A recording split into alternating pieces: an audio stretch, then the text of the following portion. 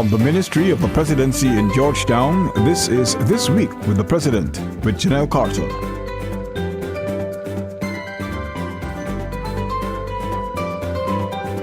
Welcome to another edition of This Week with the President, a weekly news magazine which provides you with an in-depth look at the policies, programs, and work of the President of Guyana in his quest to realize the good life for all Guyanese. I'm your host, Janelle Carter. In the news this week, President to lead delegation to Commonwealth Heads of Government meeting in Malta. President announces Village Education Scholarship Trust and investments in security sector paying dividends. President David Granger will be leading a team to Malta for the 24th meeting of heads of government of Commonwealth nations. In light of recent global events, the issue of security is likely to dominate the agenda, and Guyana's president will continue to lobby for the protection of small states at this summit. Focus will also be given to climate change ahead of the UN Climate Change Summit in Paris, France. The Queen, the Duke of Edinburgh, the Prince of Wales, and the Duchess of Cornwall are all to attend the summit. Going into the meeting, President Granger said Guyana is committed to supporting Sir Ronald Saunders as a candidate for the Secretary General's post. According to President Granger, Guyana's expectation of Sir Saunders are based on the reputation he has built himself over the last 3 decades. This includes his concern for small states, since majority of states in the Commonwealth are small. Having inherited a weak police force with inadequate resources, the government is now faced with challenges of streamlining, equipping, and building the capacity of the joint services in an effort to improve public security. Over the past 3 months, much has been done in this regard, and Commander-in-Chief President David Granger is confident that the measures that have been put in place are moving the security sector in the right direction. I am seeing a difference. I'm seeing a lot more criminals being arrested very soon after the commission of the events. I'm seeing greater response from the CID, and I'm very satisfied with that. There are other problems which have developed over the last 23 years, which we are trying to rectify. The police force was seriously degraded. The security sector reforms that had been agreed with Britain were never implemented. And we have inherited a force which is weak, and we are now trying to make it much stronger. We have to put a lot of emphasis on equipment, on training, on ensuring the policemen are well paid and they're well officered and commanded. The president said that with increased land, water, and air patrols and surveillance, more training, better equipment, and strong policies to guide the work of the joint services, the country can expect to see major changes in the security landscape in the medium term. Owing to Guyana's expansive, porous borders, specific focus is being placed on securing the hinterland. Police Division F, which is responsible for the entire Guyana, west of, as they call it, west of Fort Island. That is most of Region 1, Region 7, Region 8, Region 9. Not so much Region 2, which is Police Division G. That huge area is regarded as Police Division F. The commander used to be based in Evil Area, Rabbit Walk, so he's now been moved to Bartica, which is in Region 7 itself. There's an aerodrome, and we expect that he'll be given more riverine craft, so he'll be able to patrol the rivers. So in the middle term, I see the police force in F Division, because the commander is there in Bartica, able to do more aviation patrols, more maritime, more riverine patrols, and help to bring that banditry problem in the mining areas under control. Similarly, the Army and the police will be in the open areas, Region 9, doing mounted patrols. So we are aware of the problem, and we're taking a very decisive step. With regard to illicit drug trade, the government is in the process of setting up a national anti-narcotics agency, which will be headed by Major General retired Michael Attlee. This agency is expected to bring narco-trafficking under control and will in turn help to control gun running and other forms of transnational crimes. Let's take a moment to reflect on the horrific events in Paris, France on Friday, November 13, where 129 persons lost their lives after terrorists from the so-called Islamic State group executed a series of attacks in Paris. A wanton disregard for life shocked the world, and President Granger joined the world in condemning these acts. On November 18th, the president visited the French consulate in Georgetown to sign the Book of Condolence. All states are involved, all states are vulnerable, and we must stand together with France to bring an end to this abomination. Guyana stands in solidarity with the government of France and has strengthened its resolve as a member of the United Nations community to support the fight against this type of transnational crime. President Granger also called on the Caribbean as a community to oppose the forms of extremists that give rise to this type of criminal activity that threatens the peace and security of large and small states alike. On November 14, President David Granger joined Prime Minister Moses Nagamutu, Education Minister Dr. Rupert Roopnarine, and a large number of Guyanese at the University of Guyana 49th convocation ceremony at the Turkine campus. The country's premier tertiary institution graduated a batch of about 1,500 students in various disciplines. Among them was 23-year-old Sachin Ramsuran, who emerged as the best graduating student, gaining a bachelor's degree in electrical engineering with an impressive grade point average of 4.0. Ramsuran's achievement is an important example of the transformative power of education. We cannot predict the future, but by making decisions which give us the highest probability of being successful, we can create the future that we want. One such decision we made was to enroll at the University of Guyana. Continue making such decisions, continue working hard, and continue sacrificing. And once you trust in God, your success will be guaranteed by His grace. Ramsuran is the only child born to Dairam Ramsuran, a King Qatar, and Kamawati Ramsuran from Potentia, West Bank, Demerara. The young graduate and his entire family have set an exemplary precedent for working-class families throughout the country to not allow financial hurdles to prevent their children from realizing their full potential. Ramsuran was conferred with the President's Medal by President Granger, who continues to push for equitable access to quality education in all of Guyana's children.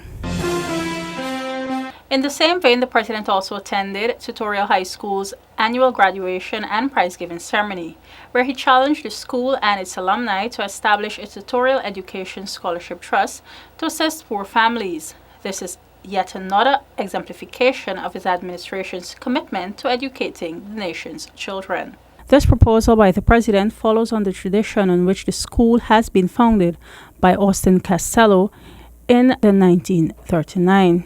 I want to tell you about this Costello model because it was a model that was committed to offering opportunities to those who would not otherwise have had those opportunities. And today I promise you that if Tutorial is prepared to establish an education scholarship trust, a Tutorial Education Scholarship Trust, if Tutorial is prepared to help itself to get more young people, more poor people, more underprivileged people into this school, I will help Tutorial to help you. The school offered 28 subjects at the Caribbean Secondary Education Certificate Examination for 2014-2015 academic year and achieved an overall pass rate of 71%. You might stumble into the occasional pothole and have to navigate around obstacles to reach your ultimate goal. These are life lessons. They allow us to savor the sweet taste of triumph. That is what you have done. The President presented the top student with a gift voucher and a trophy, and the school with the President Award for Excellence Shield, on which the name of this year's valedictorian and those of future valedictorians will be inscribed. There's an old saying, it takes a village to raise a child. Maintaining his focus on education and recognizing the important role communities play in the development of a child, President Granger is seeking to empower villages to play a more active role in contributing to educational well-being of children. During the past week, while attending an awards ceremony for one of the country's top K performers, Elisa Hamilton, President Granger announced his plans to set up Village Education Scholarship Trust. On the occasion, the president spoke of the important role villages must play in educating the nation's children. He pointed out that villages throughout the country must strive to return to the days when they were all cradles of democracy. Over the years, the president noted that village economies have become weakened and they have moved away from being self-reliant. We need to strengthen the villages, not just the school system. That's an institutional response. That has to be done. That is necessary. But it's not sufficient, because a lot of the delinquency and truancy takes place right here in the streets of these villages. The head of state added that school dropout rates across the country are alarming, and there is the need for every stakeholder in the society, including families and churches, to play their role in ensuring that every child attends school. But what I would like to propose is that in every single village of this country, every village,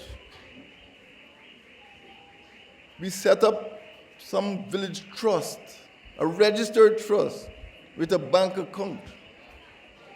And I'm going to put money into that trust. I am prepared to put money into every village education scholarship trust. And my friend from Victoria knows that VEST, because it is something we discussed 10 years ago. But the village has to accept some responsibility. Lisa didn't drop out the sky, you know. She didn't come from the clouds. She come from the grassroots. And I want every village to make sure that their children go to school every day, not some days. Meanwhile, the president also on the occasion congratulated Hamilton on her achievements as he urged her to see it not as a victory but as an opportunity. It's with great pride that I stand before you as a representative of Ansgrove to Friends in such a positive light.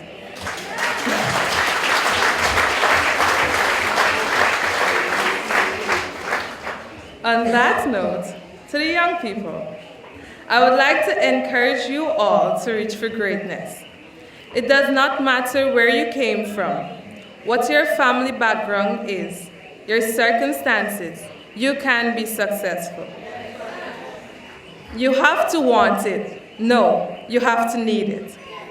You may not be motivated or feel like studying every day, but that's the difference between wanting to be successful and needing to be successful.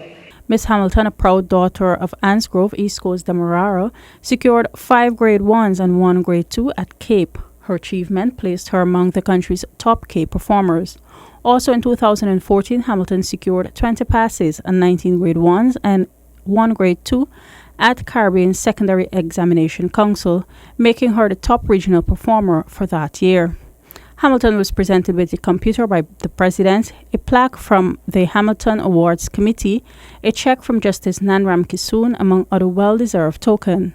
A billboard was also unveiled at the Ansgrove Market tarmac in honor of Hamilton's achievements. Thanks for staying with us. What does the president do all week? Let's take a look inside his diary. On November 14, the President of the Cooperative Republic of Guyana, His Excellency Brigadier David Granger, was joined by Prime Minister Moses Nagamutu and the Chief of Staff of the Guyana Defense Force, Brigadier Mark Phillips, to receive the salute during the Army's 50th anniversary route march. Also joining the party at the Square of the Revolution for the salute were Minister of State Joseph Harmon and Minister of Legal Affairs Basil Williams. The march took off from base camp in Guyana with the ranks dressed in military fatigue reflecting the arms of the GDF and took a circular route through Georgetown, marching along Durban Street, then onto Cemetery Road before giving the salute at the Square of the Revolution. Continuing with the Guyana Defense Force's 50th anniversary celebration, on Wednesday, His Excellency President David Granger took the presidential salute at the consecration and trooping of the colors ceremony. This event was hosted at the Army's playfield at Base Camp in Ghana. President Granger took the salute after inspecting the 5 units of the force who participated in the ceremony to consecrate and display the colors associated with each of those units. The units include Base Camp in Ghana, Guard Number 2, Base Camp Stevenson, 1 Infantry Battalion, 2 Infantry Battalion, and the Engineers Battalion. Trooping of the colors is a ceremony which involves the parading of colors which identifies the units. Developed initially as a means of ensuring that each soldier knew the color of his unit and could therefore rally in battle. However, colors are no longer carried into battle in response to the changing circumstances of war. On Tuesday, the President was paid a visit by members of the ex-Guyana Defense Force Association of New York. The team was headed by the association's president, Ms. Cheryl Tappan, who also took the opportunity to present the head of state with a self-portrait and a plaque. Some members of the group are currently in Guyana to participate in the Guyana Defense Force's 50th anniversary celebration. On Thursday, the president had several meetings. He was paid a courtesy call by President of the Scout Association of Guyana, Mr. Ramsey Ali, and the association's chief commander, Ms. Zaida Jo Quinn. During the visit, the head of state was informed that he would be inducted as a patron of that association, which will be celebrating 106 years of scouting in Guyana. In addition, the president also met with New Zealand's High Commissioner to Guyana, Her Excellency Jan Henderson. We were talking about how to deepen what are long-standing relationships between New Zealand and Guyana. In particular, we were looking at engagement around the green economy. New Zealand is very passionate about the environment and conservation, but also about our agriculture and how we really make our way in the world, utilising the land but being very conscious of its sustainability. So I think the New Zealand approach is very consistent with the approach from Guyana, and I think there's lots of room for cooperation.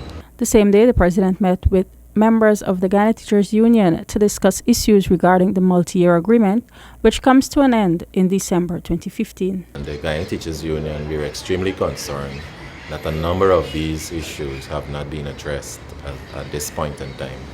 So meeting the president today gives us the confidence that these matters can be sorted out and that we can provide some valid information to our members who serve this nation very diligently in relation to concerns. One of the important issues that we would have dealt with today is the issue of the debunching, which involves finances and a large sum to that effect. So decisions of that nature usually take time. The debunking of payment would ensure that teachers are paid based on their qualifications. The head of state also met with members of President's College Alumni Incorporated, who reaffirmed their support to working with the administration to push the science, technology, engineering, and mathematics STEM initiative. Some of our objectives would be to assist with the physical restoration of the school, albeit at a level that suits our budget. Another area we want to work with is develop an e-mentoring program where current students can benefit from interactions with alumni. And one of the other areas we want to do is work with the STEM orientation that has been charted for the school. We try to facilitate internships for students and any other thing that we can achieve in this specific regard. That brings us to the end of this edition of This Week with the President. Thank you for joining us. For regular updates on the Ministry of the Presidency, go to our website, www.motp.gov.gy. Like our Facebook page, Ministry of the Presidency, and follow us on Twitter and Instagram at MOTP Guyana. I'm Janelle Carter. Do have a safe and productive week ahead. Goodbye.